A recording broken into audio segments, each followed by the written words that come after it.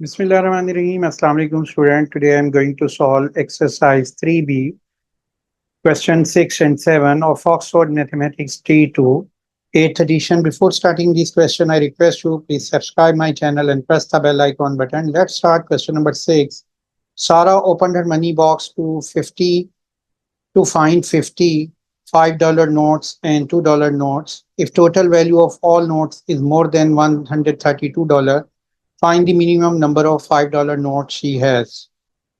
इस क्वेश्चन में आपने फाइंड क्या करना है, number of $5 note. Total notes देखें कितने दिए हुए हैं, 50 दिए हुए हैं। तो 50 नोट्स हैं जिनमें से जो $5 के नोट्स हैं वो हमारे पास हमने कैलकुलेट करने हैं। और यहाँ पर नोट करें कि अगर हम $2 के जो नोट्स हैं, $2 नोट्स, उसको हम एक्स कंसिडर कर लें तो 50 टोटल नोट्स थे, तो $2 के कितने नोट्स हो जाएंगे, 50 माइनस एक्स।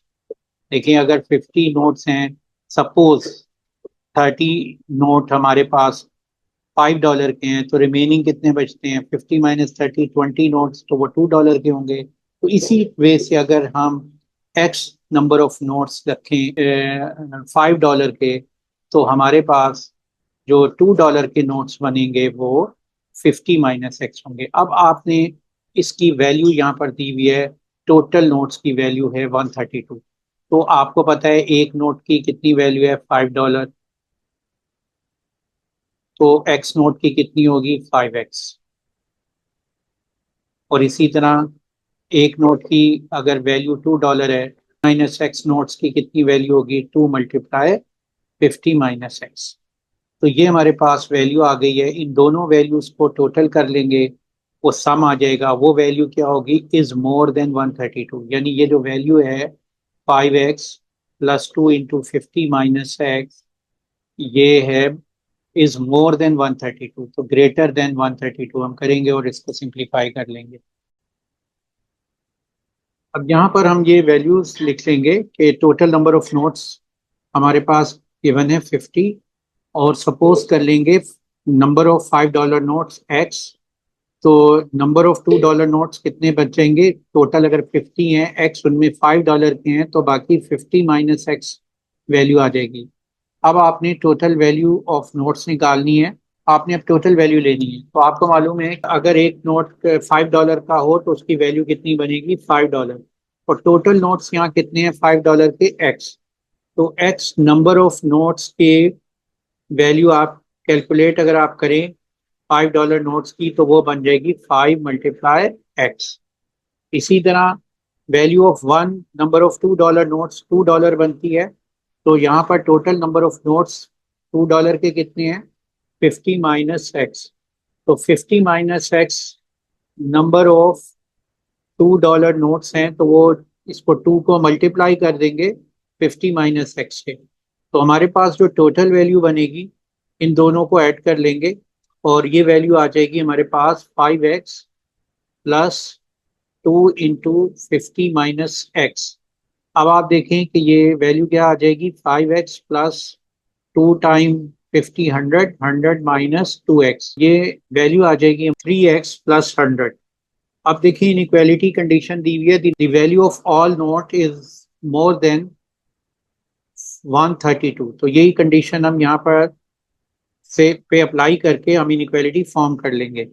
तो यहाँ पर नोट करें कि total value of all note is more than 132। तो टोटल वैल्यू कितनी दी हुई है, 3x प्लस 100। तो 3x प्लस 100 मोर देन 132 हम लिख देंगे, तो ये आ जाएगा 3x is greater than 132 minus 100, क्योंकि राइट से लेफ्ट पे जब शिफ्ट करेंगे ये सब्ट्रैक्ट हो जाएगी वैल्यू 100, तो ये वैल्यू आ जाएगी 3x इज ग्रेटर देन 32। तो इसको 3x क्या आ जाएगा, x is greater than 32 over 3, दोनों साइड पे हमने 3 से डिवाइड कर लिया, तो x की वैल्यू आ जाएगी ग्रेटर देन, इसको मिक्स फ्रैक्शन में लिख लें, 3 टाइम 10 होता है 30, तो 10 क्वोशंट आ जाएगा और 2 एज अ रिमाइंडर, तो 10 2 ओवर 3। जो x जो है किसको रिप्रेजेंट कर रहा है, नंबर ऑफ नोट्स ऑफ $5। तो $5 के जो नोट्स हैं किसके इक्वल हैं, x के। तो नंबर ऑफ $5 नोट्स एक ग्रेटर देन 10, 2/3 का मतलब है 10 से ग्रेटर जो वैल्यू होगी 11, 12, 13, ये नंबर ऑफ नोट्स होंगे। तो हम कम से कम मिनिमम वैल्यू कौन सी बनती है $5 नोट्स की? 11। मिनिमम नंबर ऑफ $5 नोट्स, तो वो आ जाएगा 11। तो ये हमारा आंसर है। Question 7. David wants to rent a car from either Company A or Company B. Company A quotes a rental rate of $45 per day. Company B quotes a rate $38 per day, together with fixed charges of $75. Help David decide which company he should rent a car from. देखो यहाँ पर दो companies हैं A and B, और ए जो rent है वो है $45 और बी का जो रेंट है वो है $38 और पर डे। और यहाँ पर नोट करें कि जो बी के कॉस्ट है वो है $38 पर डे, और उसके साथ वो फिक्स चार्जेस भी हैं, वो हैं 75। एंड यहाँ पर नंबर ऑफ डेज नहीं गिवन। अगर हम x number of days consider कर लें, अगर हम ए से कार रेंट करते हैं वो बनेगी 45x, क्योंकि वन डे की कॉस्ट है 45, तो एक्स डे की कितनी हो गई 45x। इसी तरह अगर यहाँ पर एक्स डेज हैं तो बी की जो टोटल कॉस्ट रेंट बनेगी वो 38x, वन डे की 38 है तो एक्स की 38x, और उससे फिक्स चार्जेस ऐड कर देंगे। अब आपने क्या करना है कि कंपेयर करना है कि हमारे लिए बेटर ऑप्शन कौन सी है। तो हम सपोज कर लेते हैं ए की जो वैल्यू है बी से लेस देन है, तो उसके अगेंस्ट जो वैल्यू ऑफ एक्स आएगी वो ए के लिए बेटर ऑप्शन होगी और बी के लिए बेटर नहीं होगी। उसको हम सॉल्व करते हैं। तो यहाँ पर मैंने इंफॉर्मेशन ये लिख ली है कि let number of days rent a car x, और यहाँ नेक्स्ट हमारे पास जो इंफॉर्मेशन है वो दी हुई है कि company A rent a car $45 per day, company B rent a car $38 per day, और फिक्स चार्जेस। अब हम कैलकुलेट कर लेते हैं कि कितना रेट बनता है कंपनी, कितनी कॉस्ट बनती है कंपनी ए से अगर कार रेंट की जाए। तो हम यहाँ लिख सकते हैं टोटल रेंट ऑफ डेज हमारे पास कितनी है, एक्स हैं, तो वन डे की 45 है, तो आप यहाँ पर एक्स डेज की क्या टोटल रेंट बनेगा, एक्स मल्टीप्लाई 45, तो ये वैल्यू हो जाएगी $45।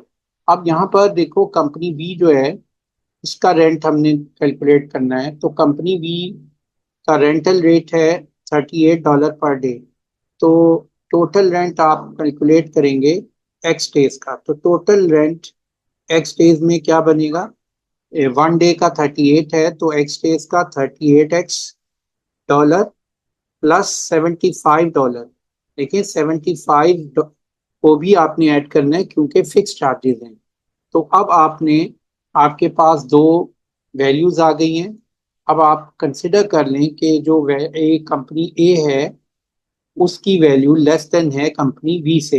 Rent of A company is less than rent of B company. तो आप देखो कि ये है 45, ये वैल्यू रेंट ए की बन रही है 45x, और ये वैल्यू बन रही है 38x प्लस 75। अब इसको हम सॉल्व कर लेते हैं।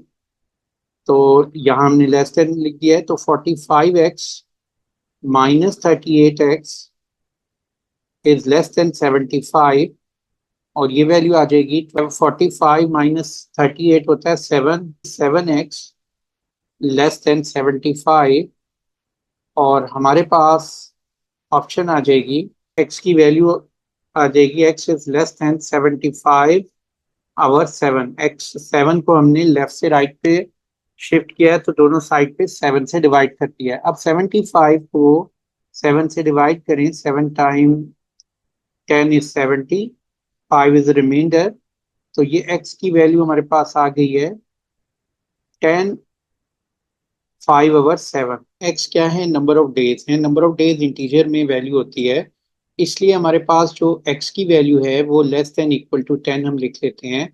तो यानी कि एक्स अगर 10 होगा या 10 से कम वैल्यूज होंगी, नंबर ऑफ डेज अगर 10 या 10 से कम होंगे, 10, 9, 8, और इन डेज के अगेंस्ट अगर हम कार रेंट करेंगे तो कंपनी ए चूज करना हमारे लिए बेटर ऑप्शन होगी। और अगर 10 से ग्रेटर वैल्यू होगी यानी 11 या 12 होंगी तो उस ऑप्शन पे का कंपनी बी को रेंट करना हमारे लिए बेटर ऑप्शन होगी।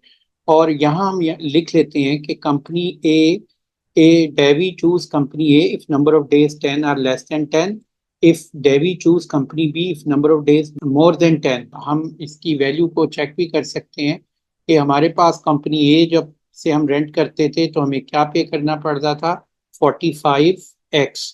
तो अगर हम x 10 रखते हैं तो देखें क्या वैल्यू बनेगी, तो वो बनती है x इज 10, तो ये वैल्यू बनती है 45 मल्टीप्लाई 10, तो ये ऑप्शन आ रही है 450। और अगर यहाँ पर देखें अगर x 10 है तो ये हमारे पास इक्वेशन थी 45 $38 प्लस 75। ये देखें ये ऑप्शन हमारे पास आ रही है 38x प्लस 75। तो यहाँ पर हम 38x प्लस 75 अगर ऑप्शन में x को रखते हैं 38x प्लस 75, तो ये ऑप्शन बनती है 338 मल्टीप्लाई 10 प्लस 75, तो ये हो गई 380 प्लस 75, तो ये हमारे पास आ रहा है 455। तो देखें 455 तो इसका मतलब है कंपनी है बेटर ऑप्शन। लेकिन अगर हम यही कैलकुलेशन 11 पे करते हैं, x को 11 ले लेते हैं तो फिर क्या वैल्यू बनती है, तो 45 मल्टीप्लाई 11, 45x हो गया 45 मल्टीप्लाई 11, तो ये वैल्यू हो गई है 495। और अगर x 11 ले लेते हैं तो 38 मल्टीप्लाई बाय 11 प्लस 75, तो ये हमारे पास ऑप्शन बनेगी 418 प्लस 75। अब देखें इसको ऐड करें 493, तो 493 लेस है वैल्यू, इसका मतलब ये है कि अगर मोर देन 10 है तो बेटर ऑप्शन क्या होगी, कंपनी बी। अगर लेस देन 10 या लेस देन 10 है तो बेटर ऑप्शन क्या होगी, कंपनी बी। तो ये हमारा सोल्यूशन।